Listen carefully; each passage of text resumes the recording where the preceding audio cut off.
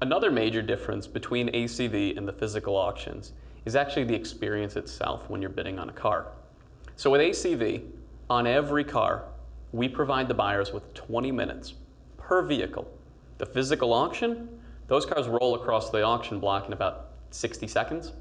So a couple things here. With ACV, I get a notification on my phone.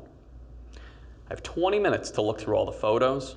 If I want to study the value of the car, if I want to look at a history report on that car, if I want to check my current inventory and see if there's a need for a car like that, I've got plenty of time to do that, even with our spontaneous nature of launching auctions all the time. It works. The other thing is that we're not completely rushed to get the bids in. You can bid at minute 15, you can bid at minute 8, and at the end of the auction, the last 60 seconds always resets until a final bid is established that no one contests. So we give all the bidders a fair chance to get their bids in on this car. What does that do for the seller? Well, it means that we really haven't left anybody out and nobody gets missed as a potential bidder on a car. I can tell you with experience from being a bidder for 15 years at physical auctions, this is not the case at physical auctions. 60 seconds, the car's on the block, you better be there and you better make it known that you're bidding on that car. Otherwise, you stand a real chance of getting missed by the auctioneer. The other thing that the physical auctions do is they work really hard to create a frenzy. Now, we do that too with our bidding experience. But sometimes at the physical auction, it's too much, meaning the effort is to deceive the bidders. It's to get them to bid on something really maybe beyond what they probably should be doing.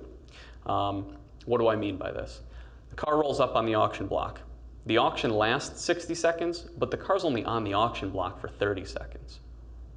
Halfway through, once they've got some bidders, the auctioneer will say, "Get it out of here." So now that car that I was just bidding on isn't even in front of me. If I wanted to double check something, did I think I see paintwork on it? Did it have the check engine light on? Did it smell like a smoker? How were the tires on it? I'm out of luck. I'm bidding blind. Now, that can go both ways. That may force me to just say, well, I'm screwed if I don't put my hand in the air and bid on it. But it's a really unhealthy dynamic to have bidders bidding on something when they don't have the trust and transparency. And I think what ACV has done is really remarkable by giving bidders so much more information about these cars, even sometimes if it could hurt the value of the car a little bit. The bidders feel more comfortable, they pay the right money for the cars, versus having buyer remorse immediately after winning an auction. Because guess what? As soon as bidders have buyer remorse, they get that lump in their stomach and they stop buying. You don't want that experience. As a seller, you don't want that experience, and as an auction, you don't want that experience. So our goal has always been, let's show it all, and let the dollars fall where the dollars fall. The car is worth what the car is worth.